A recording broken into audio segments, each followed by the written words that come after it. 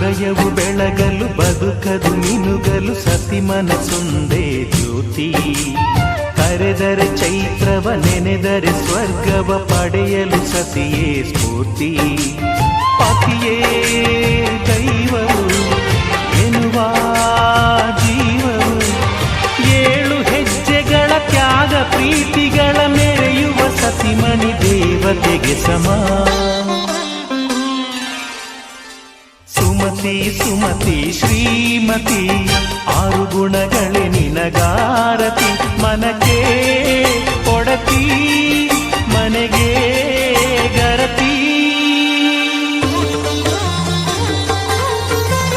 ಕಾರ್ಯೇಷು ದಾಸಿ ಕರಣೇಷು ಮಂತ್ರಿ. ಪೂಜ್ಯೇಷು ಮಾತಾ ರೂಪೇಷು Lakshmi.